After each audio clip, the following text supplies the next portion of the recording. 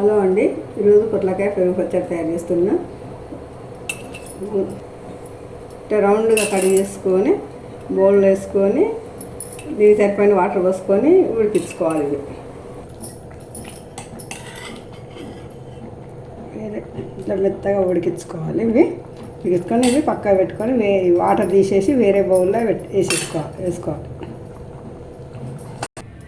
8 నుండి 10 వరకు పచ్చిమిర్చి, కొంచెం జీలకర్ర, దానికి తగినంత సాల్ట్ గ్రైండ్ చేసుకోవాలి. గ్రైండ్ చేసుకున్న పేస్ట్ని పొట్లకాయలు వేసి కలుపుకోవాలి. ఇదంతా కలపాలి. కలిపి వెళ్ళనే ఒక 1/4 kg పెరుగు తీసి మొత్తం కలిసేదాకా పట్టియాలి.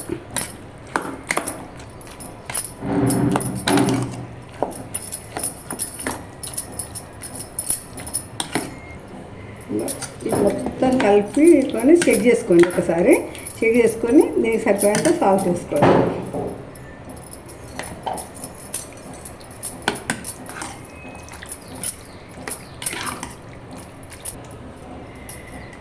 ఈ పొట్లకాయ పెరుగు ఇట్లా పోపు చేసుకోవాలి.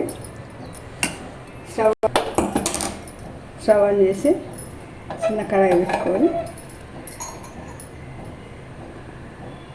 ఒక పావు ఆయిల్ వేసుకోవాలి.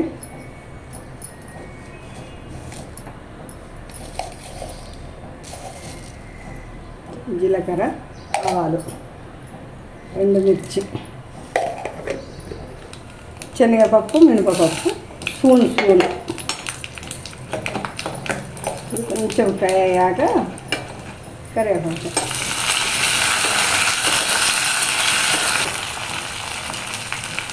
కొంచెం పసుపు,